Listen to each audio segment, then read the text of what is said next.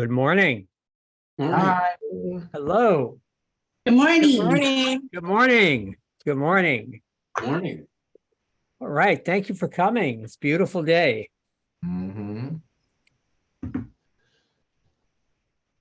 Get this off of here. And see what Our we have. future 21 agent here has joined me with it for the meeting. Oh, I see that. Hi.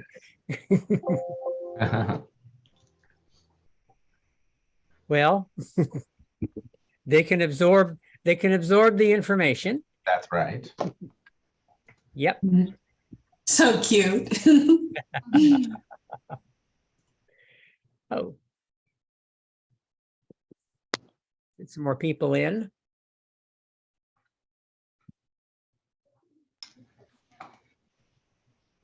All right. Make sure my people are here. Okay, good. Well, happy July 26th. I hope I have that right. Yes. July 26th, 2023. This is Let's Talk Real Estate. Here's our social media post for the day. It's Friendship Day again, because they had a couple of those. And I believe Friendship Day is this month. It's coming up soon. So in my opinion, these can be posted anytime. There's no harm in that. Right. All right. So Nick, Shauna, and I, we just returned from the Mike Ferry Superstar Retreat in Las Vegas. It was 116 degrees. We ran from place to place. And it was excellent. Every time I go, I think this one's better than the last one. And I think this one was better than the last one. This one was the best one I had seen as far as the messages that he had to present. So I'll just— It's always, I think it's always relevant. Everything, he keeps it updated. That's what makes it always good, is that it's always current information. That's right. Right. That's right. So I have a couple of things, and if Sean and Nick, you want to add some things after, go ahead. Let me get good. Okay. One thing he said was during the next 6 months, call everybody in your database. Not a bad idea. He said that before.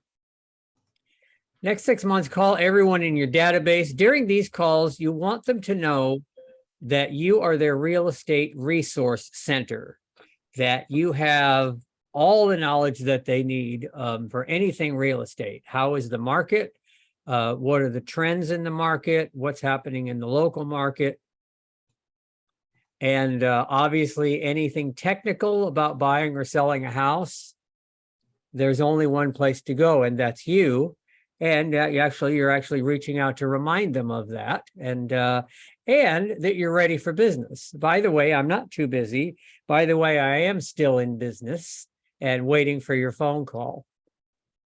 So that's an excellent thing to do. Look at your entire database and make sure you take care of that by the end of the year. Another message was to start prospecting again and talking to people. It's time to identify your reluctance to make calls or to reach out to people.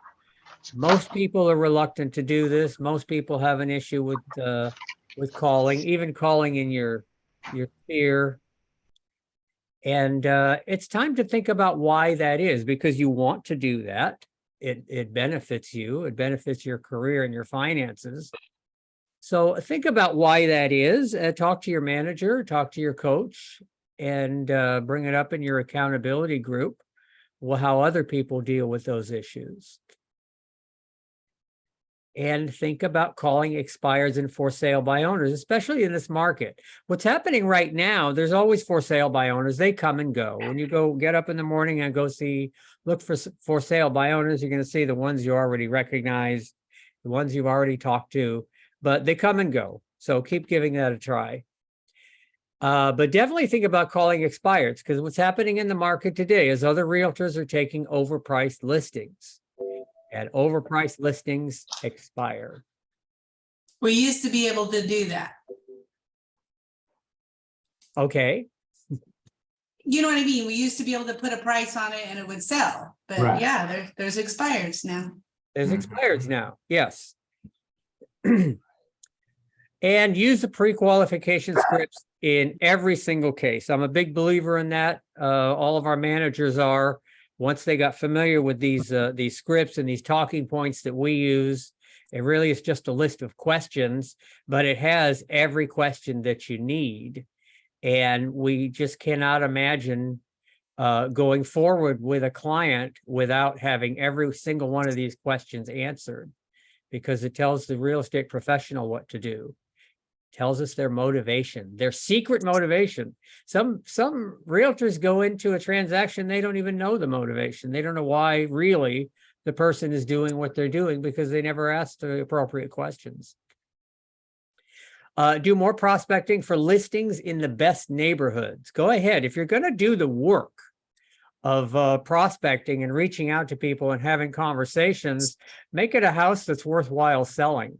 Go find the kinds of houses you like to sell. I know Shauna will only sell 3-bedroom ranch with an attached garage and 2 bathrooms.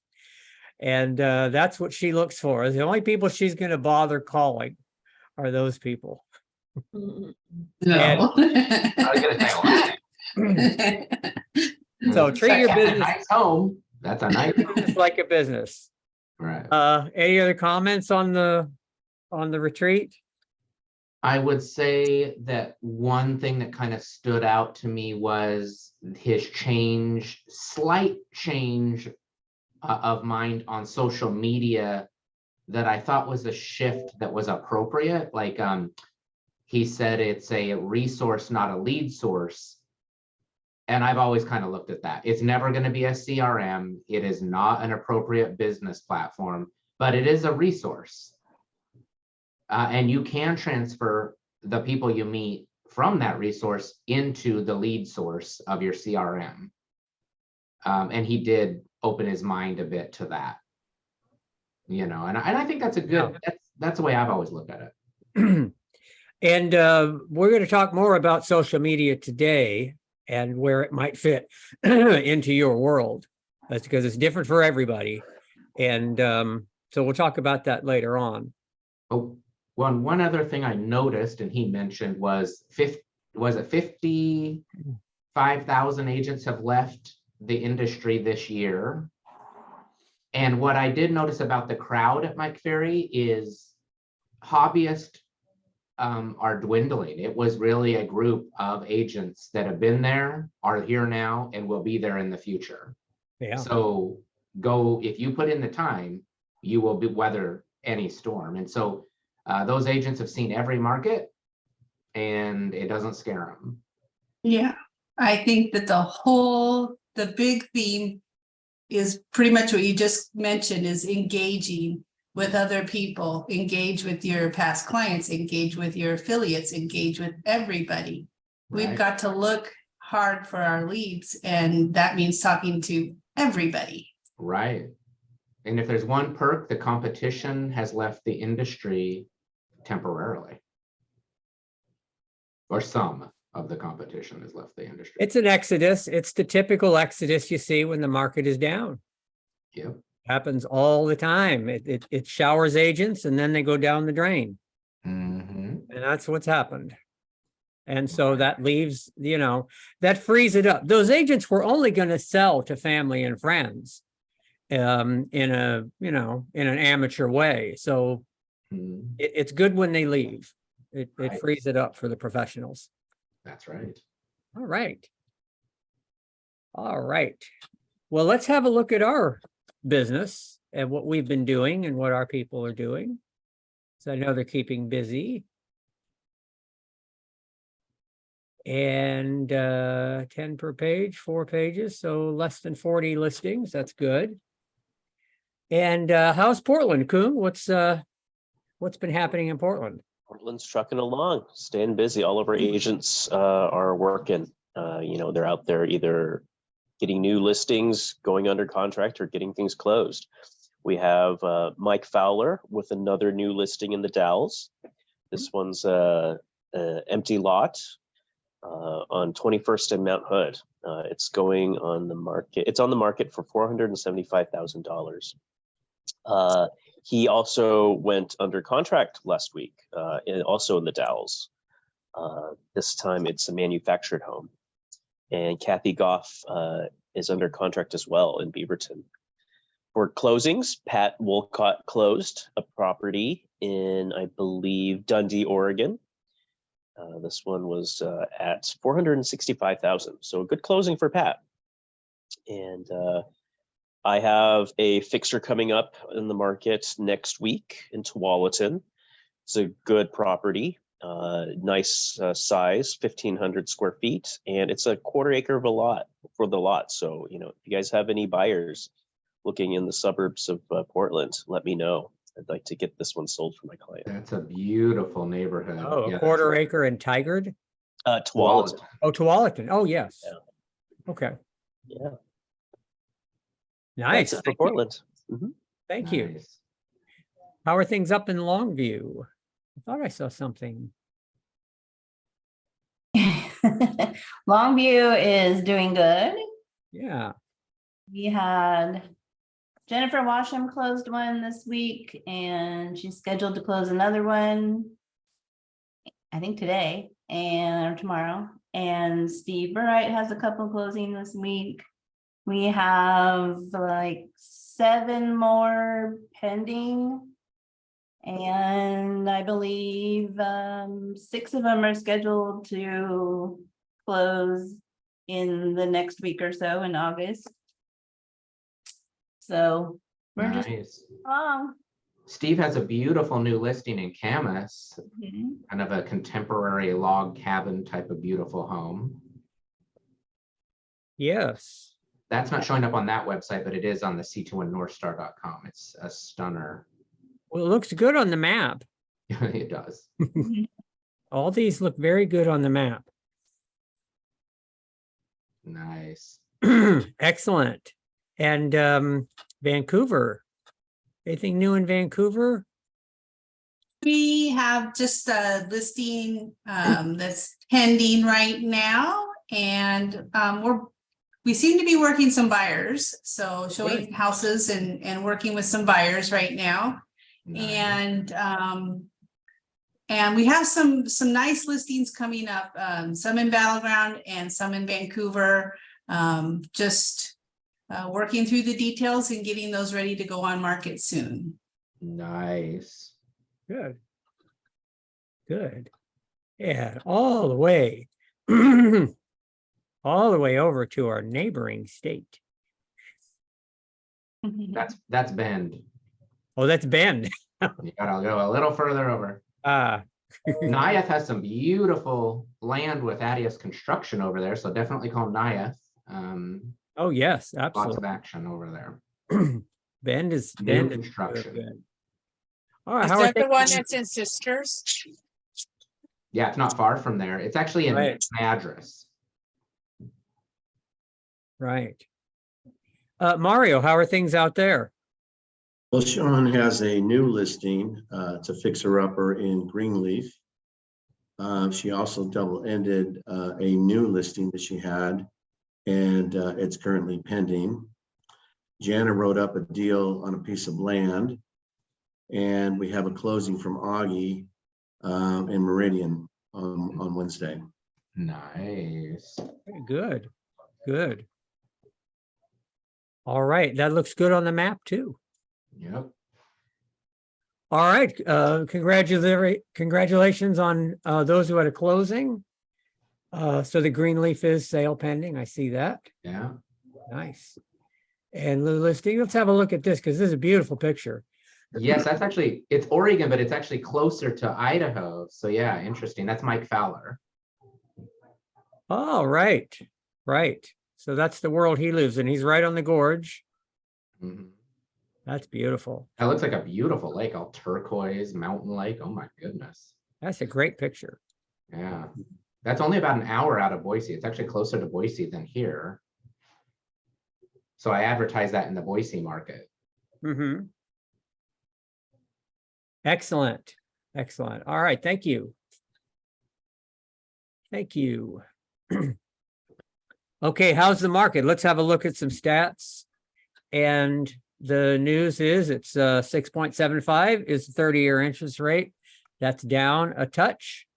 So again, fluctuating, staying under 7, which is good news. The best news we're going to get. So under 7 is good.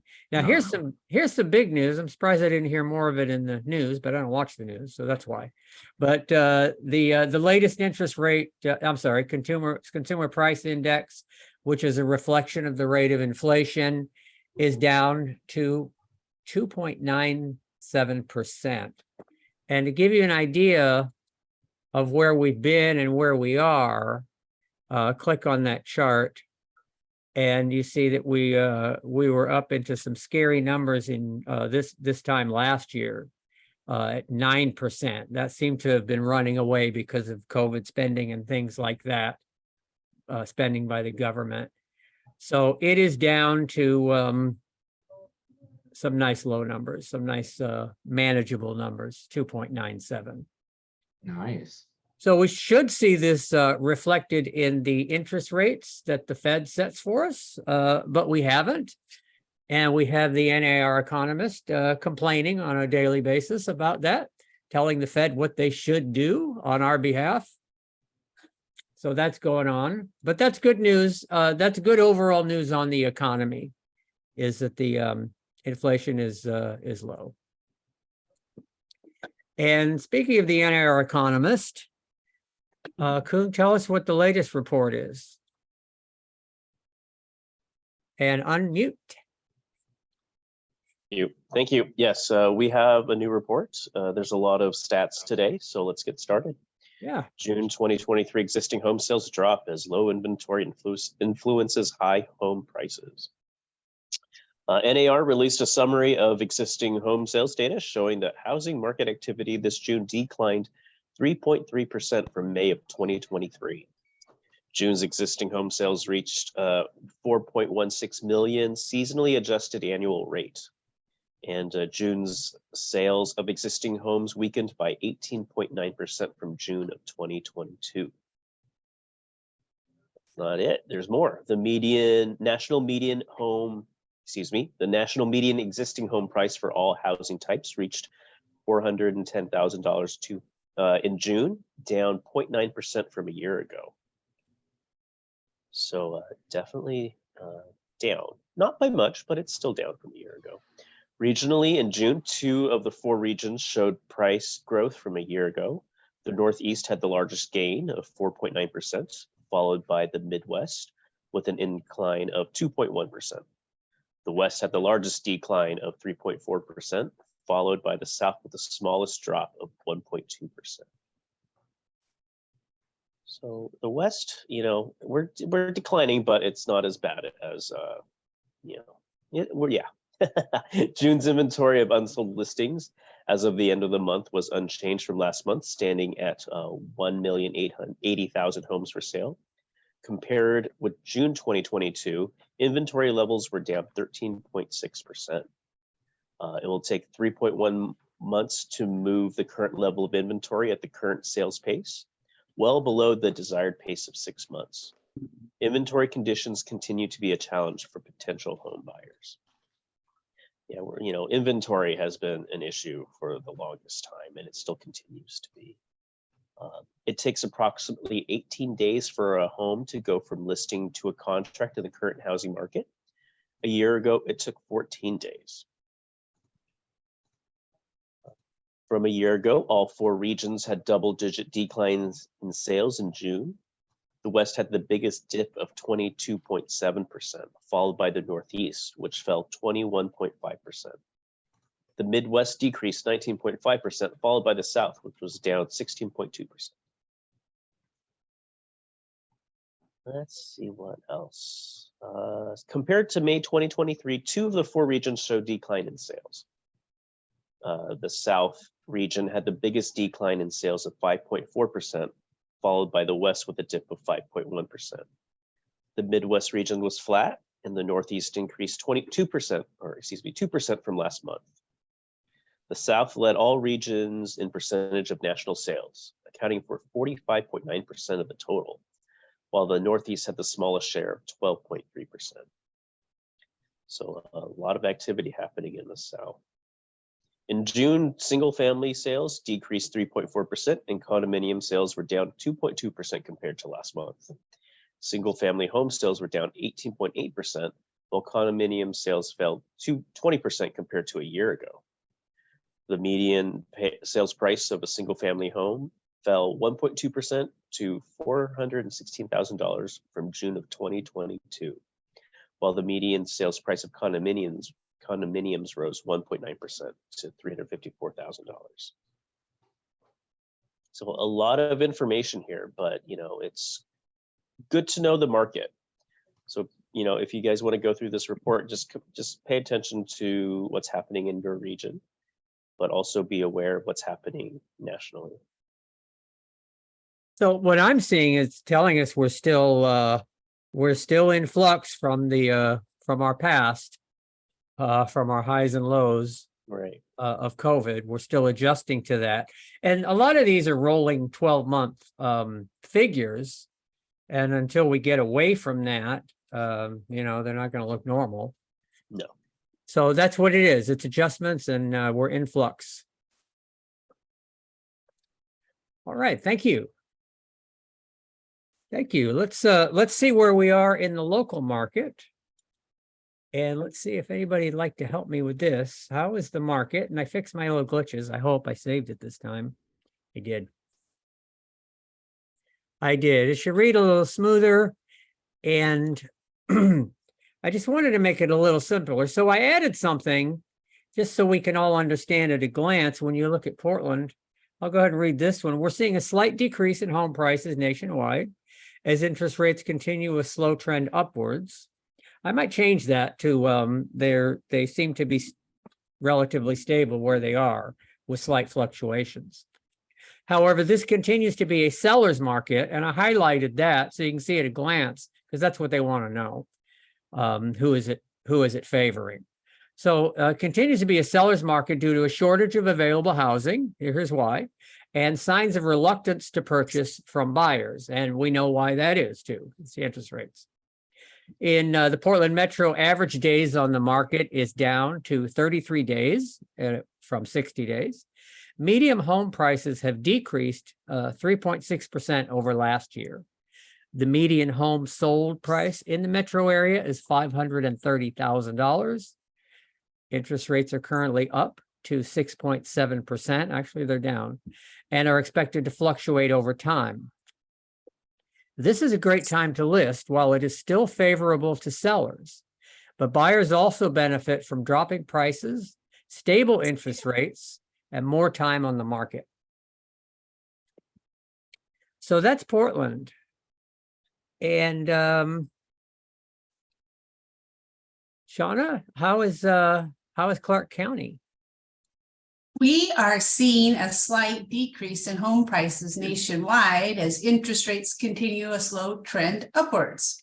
However, this continues to be a seller's market due to a shortage of available housing and signs of reluctance to purchase from buyers.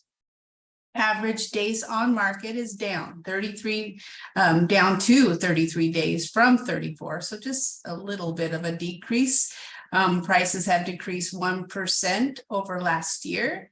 The median home sold price in the area is $520,000. Interest rate is currently up to 6.75 and are expected to fluctuate over time. Still a pretty good interest rate, in my opinion. This is a great time to list while it is still favorable to sellers. Buyers also benefit from dropping prices, stable interest rates, and more time on the market. Very nice. Very nice. Good conditions to buy or sell. Mm-hmm. And Cheryl, tell us about Cowlitz County, which is different than the others. Well, in Cowlitz County, we're seeing a slight decrease in home prices We are seeing a slight decrease in home prices nationwide as interest rates continue a slow trend. However, this continues to be a seller's market due to shortage of available housing and signs of reluctance to purchase from buyers. Average days on the market is down to 24 days from 34 days. Well, that's great. And median home prices have increased 3.9% over last year. The median homes sold price in the area is 400,000. Interest rates are currently fluctuating between 6 and 7%. This is a great time to list while it is still favorable to sellers. Buyers also benefit from dropping prices, stable interest rates, and more time on the market. Excellent, For sure. excellent. Only 24 days on the market. That's good. That's very good. Very good. Mario, yours is even different again. You've got a little twist in the market there. How's the market in the Canyon and Ada County? The market in Canyon County, Ada County, and Caldwell, Idaho, we're seeing a slight decrease in home prices nationwide as interest rates continue to slow trend upwards. The Boise metro area is now considered a buyer's market, which means that the supply of homes is greater than the demand for homes.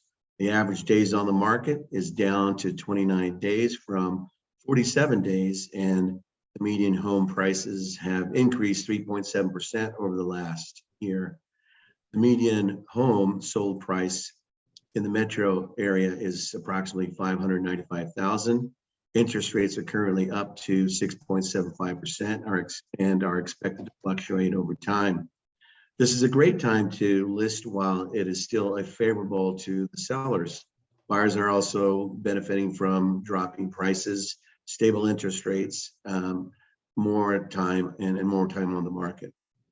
All right, excellent. So they're saying it's a buyer's market. Sounds more like a neutral market to me because we have increasing prices. This increasing prices is an indication of a seller's market. However, supply being greater than demand indicates a buyer's market. So it's a little bit mixed. Yeah, also the days on the market are down, so that would seem to be. Yeah, it could change again. Stay tuned for more, right? I think because school is about to start and just around the corner, people are now wanting to move prior to school starting, you know, and having their kids settled in their new home and prior to school starting. So I think that's one of the reasons why prices have increased a little bit too. Nice. Nice. All right, I'm going to check something here. If I can get it to come up.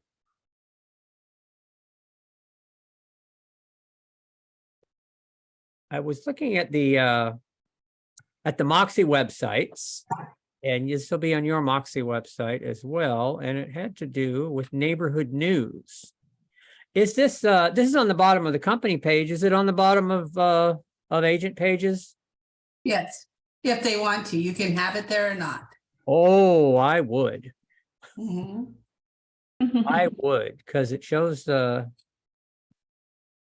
lot of things. If you sign up. Do you have to sign up?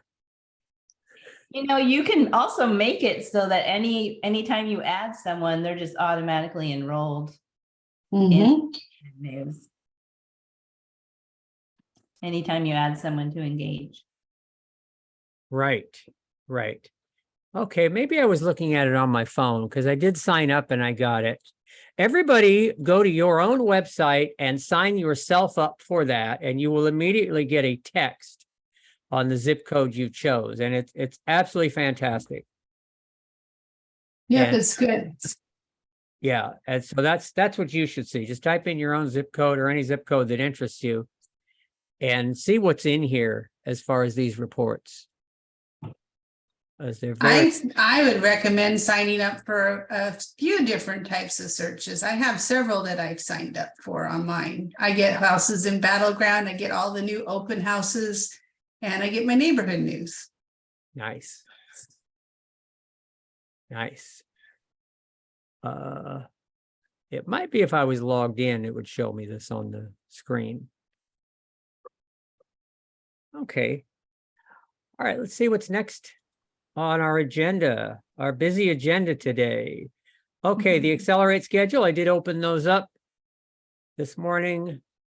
I already have them open because there are classes coming up.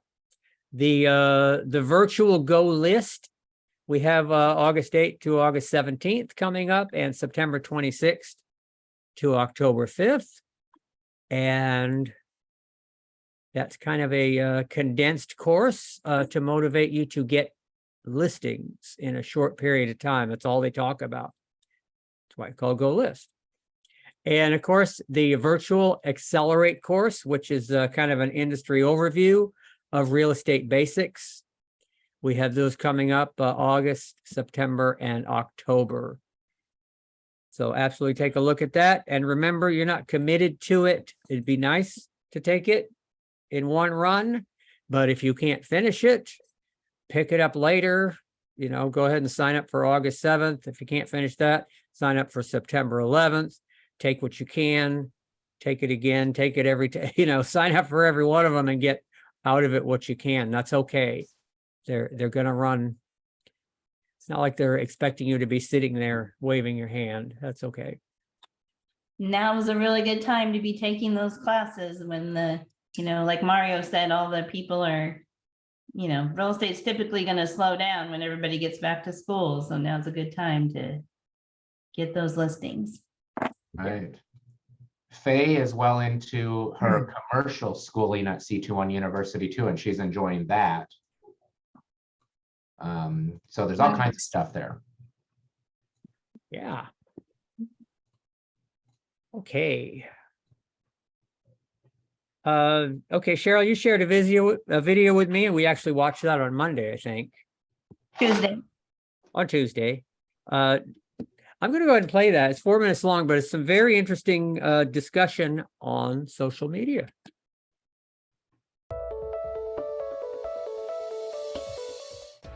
How often should you share to social media? This is a question that many real estate agents and marketers in general ask every day.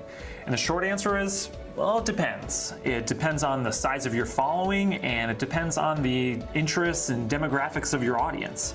There's no one-size-fits-all answer for everybody. If you have been posting to social media for some time now, you already have some data out there that can help answer this question for you. Let's say you posted 5 times one week and 10 times another week. You can look back at those insights and see which week got you the best reach and engagement for you. Today, we're going to give you some of the latest best practices in social media marketing, especially if you're just getting started out or just want to refresh your approach. Let's get started. With over 2 billion active monthly users, Facebook is still the king of social media for most of us. Recent changes made to the platform have led to a sharp decline in organic reach. So unless you've got a big enough ad budget, the problem comes down to competition for attention. Each one of those users gets over 1,500 stories filtered through their newsfeed every single day. So most of them aren't even scrolling through enough to see all of those. That's why we consider Facebook to be a low volume, high quality platform. That means posting at maximum once per day or even less with content that's going to be high impact for your business. Instead, focus on posting types of content that's going to drive a lot of comments and shares. That's what's going to drive engagement and encourage Facebook's algorithm to serve this post to as many people as possible. As part of the Facebook umbrella, Instagram is another low-volume, high-quality social platform, at least when it comes to posts on the main feed. With 1 billion active monthly users, Instagram actually boasts the best organic engagement across all social media. Posting once or twice a day is your target for this platform. Then you can optimize it by using up to 30 different hashtags and tagging the right influential accounts. That's what's going to be getting you in front of the most eyeballs rather than posting more than twice a day. Stories, however, can be done much more frequently. Doing 3 stories a day is a great place to start. Now, Twitter is a high-volume, low-value network. You can post much more here because of the fast pace of conversations happening in the moment. We're looking at an average of at least 3 tweets per day. That's a solid start, and with a focus on noon, mid-afternoon, and early evening post times. Now, it's important to note the difference between a post and commenting on someone else's tweet, or engaging in conversation with anyone for that matter. I would recommend doing this as much as possible in addition to your 3 daily posts, and this goes for all social media platforms. If you're active on LinkedIn, then posting around once a day or 20 times per month is the recommended amount. According to LinkedIn's own marketing report, posting this often will allow you to reach up to 60% of your audience. For Pinterest, shoot for 3 to 5 pins per day. Constant Contact says pinning 5 times a day is a great place to start, but 10 times per day should be the absolute maximum. Now, YouTube is unique because the frequency and timing of posts are not as important on this platform. The shelf life of a YouTube video lasts much longer than posts on other social media accounts, and this stresses the importance of creating evergreen content for YouTube. In order to create some consistency and to have a target to shoot for, 1 video per week is a great place to start. All right, I hope these tips are helpful to your social media strategy.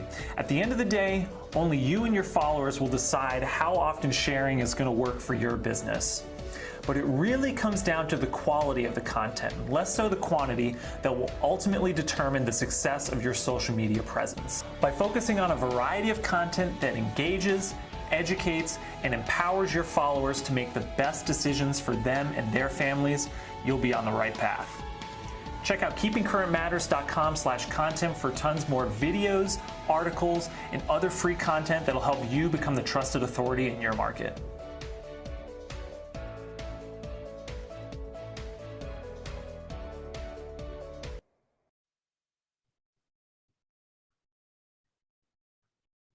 All right, Cheryl, what did we just watch? It was a lot of information really quickly. It was. Yeah, it was. My suggestion, especially if you're just starting out, is to pick a couple that you want to concentrate on and start with that. You know, the big ones that's easy to do is Facebook and Instagram. You can link them together so that when you post on one, it automatically posts on the other one. So that's really good and easy to do. And a lot of people are on that. So that's really good. Also, you know, we talked lately about videos, how important they are and how much engagement those get.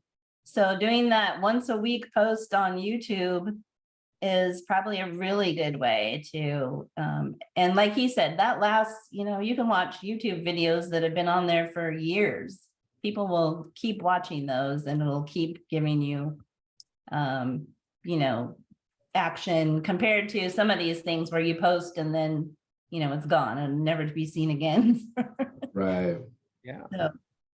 So that's really good. And, you know, all of them are good. But, and also one thing I wanted to recommend that I saw later on yesterday, I watched a podcast. It was actually a Century 21 guy, and he was saying to absolutely make sure you have your Google business page up and running.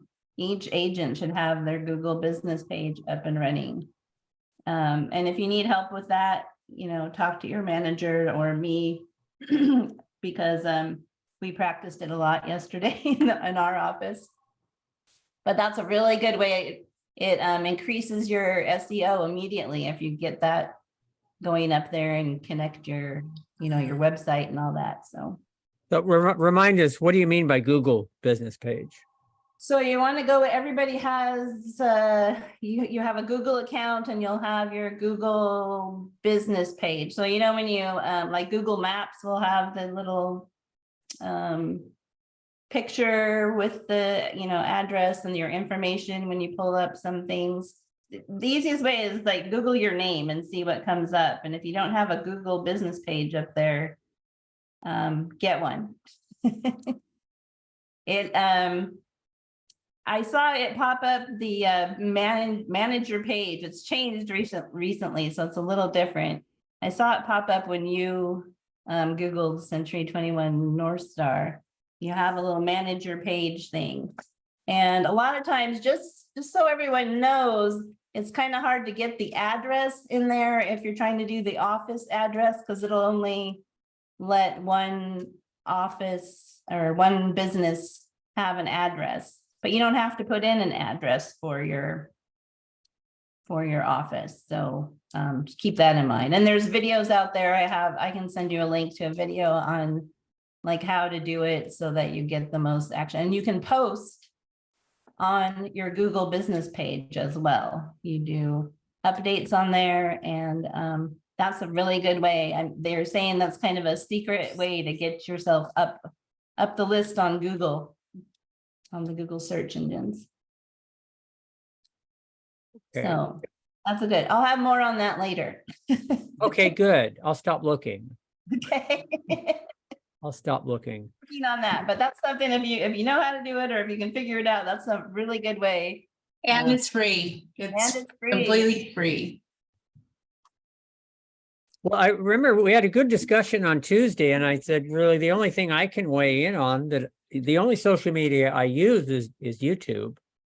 And I use it quite a bit. So I kind of understand how a good realtor could get some content by maybe finding the magic thing to say that people are searching for, because I've seen other people do this in other areas. There's people out there who are just dreaming of content and trying to monetize their websites, and if they could only do it. And I've seen people magically stumble on something that everybody's talking about. And maybe you see something in the news about, it's been in the news in the past that there's a lot of mold in the Pacific Northwest.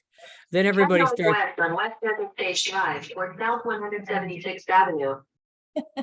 Then everybody starts Googling the same thing. Everybody in the world starts Googling the same thing.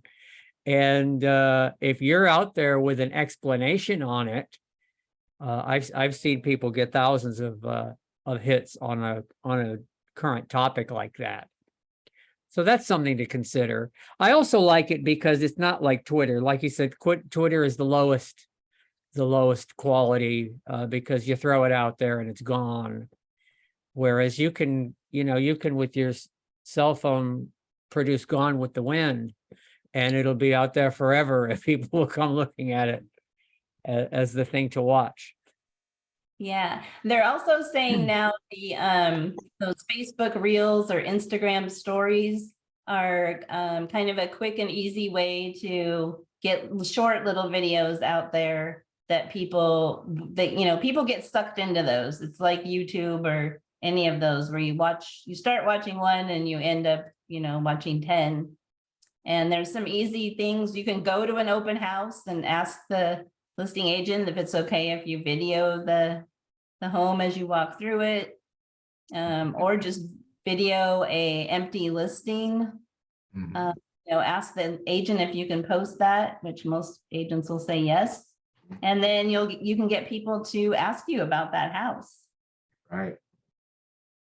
Right. Yep, we've been doing that with our broker tours on Tuesday. One other thing is he didn't talk much about studying hashtags, but I know that that's been something that's increased some traffic to our listings and post. Yes, that's a definite Instagram thing. Right. You said up to 30 of them on there. That's good. Wow. All right. Another was on the stories they said to try is surveys. You can say like, who's planning on buying a house in the next year? And then dang, you got a list of people. If they answer and they say yes, there you go. You have a list of possible clients. Right. Okay. Let's see. Shauna, you have been talking about, we had a good conversation about versatility and personality. Remind me where we left off on that. I just did this. This is from like day 2 of the retreat. And I just kind of condensed it because I really felt like the two went together. And this is a people business. And in order to do well, you need to be versatile and be able to adapt to a wide variety of people in a wide variety of ways, like social media and, making your calls, all the different things. And you need to adapt quickly since there are everybody's born with one style of personality, and we need to learn how to increase versatility so we can relate to people and help them with their goal in real estate. Yeah, if you're not communicating with them well, it's going to make it harder. So learn to ask questions instead of talking. The more they can communicate their thoughts, the more we can learn about them. And we talked about asking the right kind of questions so you don't get the answer no. So you start questions with who, what, where, when, why, and how, and you're going to get more of a conversation. That's right. Yeah. When are you moving? No, It doesn't work. it doesn't work. You've got to ask questions that lead to that cannot be yes or no. You know what he said that I thought was interesting? What he says, we're all born with one personality type. Evan, he says, people always say to him, no, I'm this and this. And he says, no, go ask your friends, go ask people who know you. They'll tell you what your personality type is and that you only have one. And it is true. Look, everybody has every quality of every personality type in some kind of blend, but you have one that sticks out. Yep, there's always one. And he made that really clear that you can think all you want, but it's not true. After asking the questions, there's a key point to this is to listen.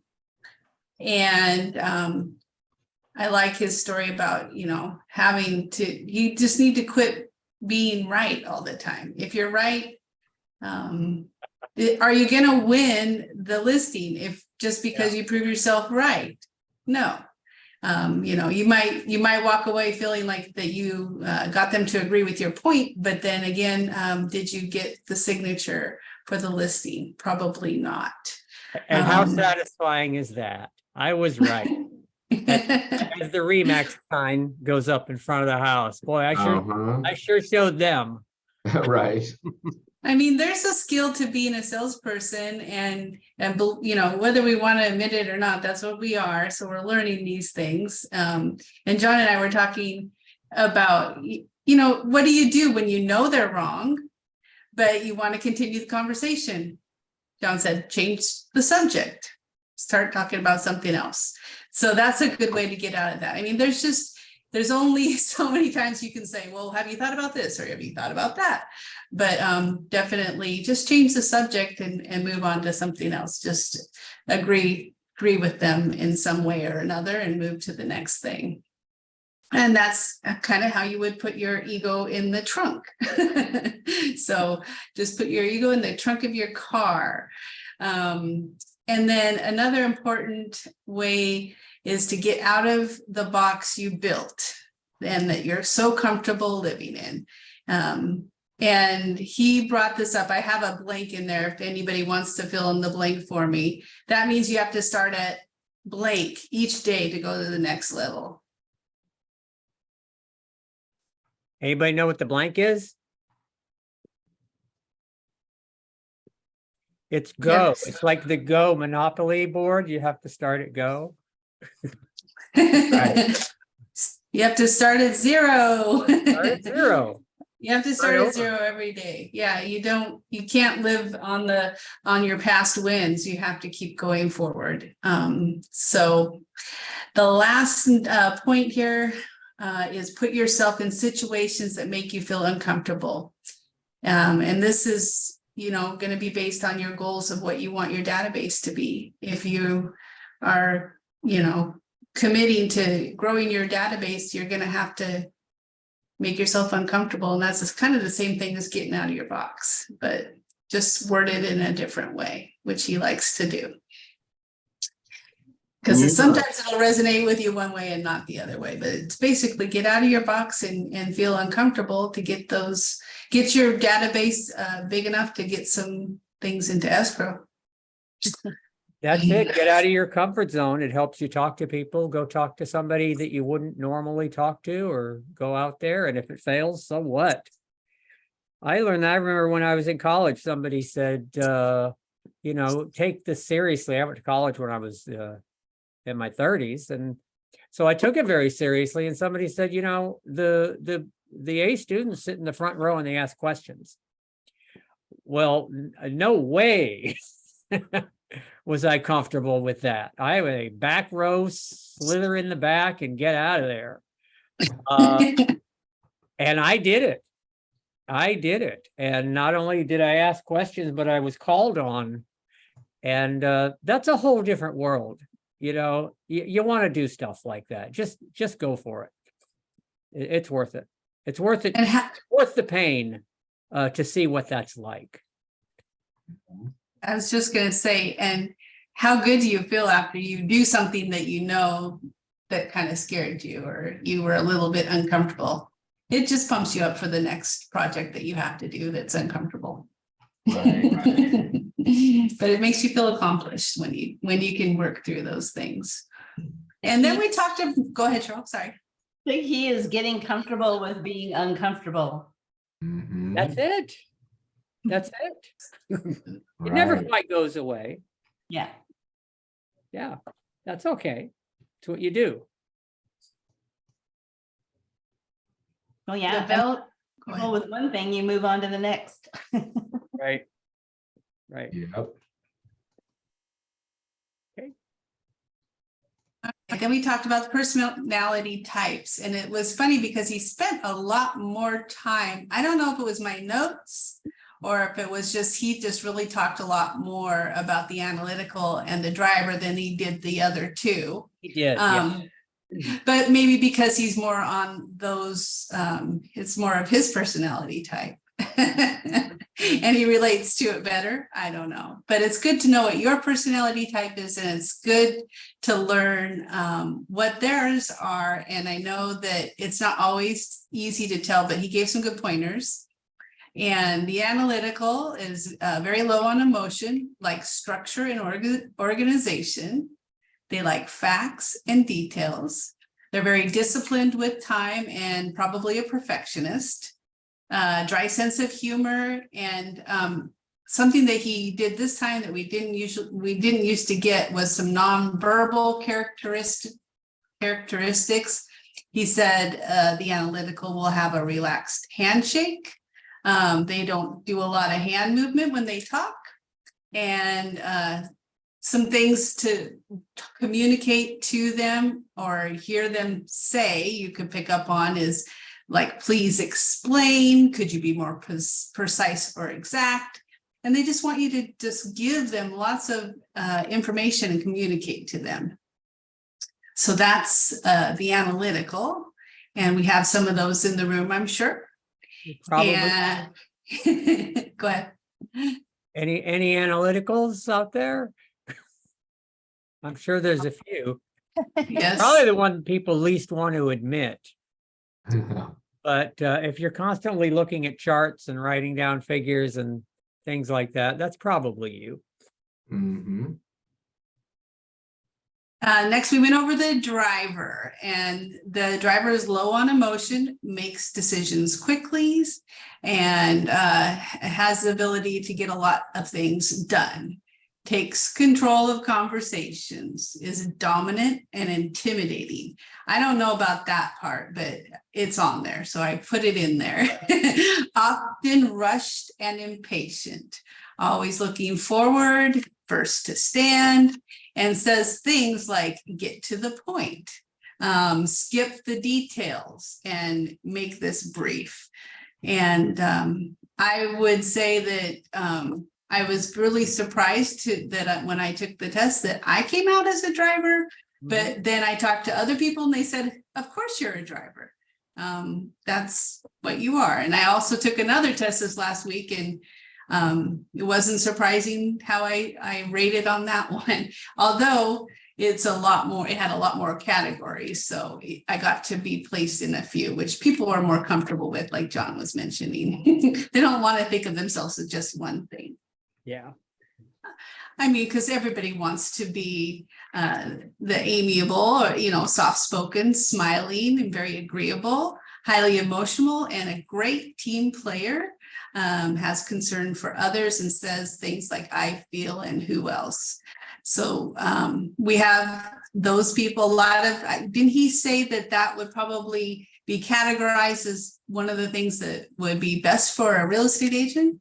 That's is what to he be- said. He said he Mhm. thinks amiables make the best realtors.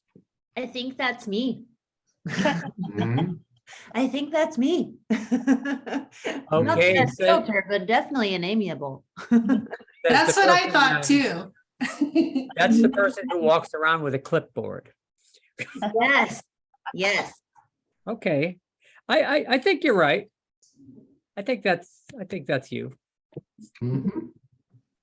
And then there's the all famous expressive, which he had the most fun introducing. He had like, every time he talked about it, he had somebody picked out in the crowd that he could point out and say, I bet you are an expressive, right? And he could do that just by the way they dressed, because their clothing a lot of times is expressive. They wear brighter colors and things like that. So, and they appear to be rushing all the time, makes decisions on emotions and not facts, relates to the big picture. And we definitely have expressives all around us, and the personalities, it's great. You have to have all types, and it makes it fun. Definitely learning these, and so you know how to relate to those, because the more educated you are on people's personality, the more deals you're going to get. So it's 25% more deals done if you can pick out people's personalities. It Nice, is true. I nice. definitely had it. If you don't read the room, then it can be an awkward conversation. Exactly. Nick, know any expressives? Yeah, just a few. Just a few. And that was definitely the most exciting group that he introduced. At least It the was. wardrobe was. Oh, yeah, you could tell the expressives. There was a lot of polka dots and bright red hair. And, oh my goodness.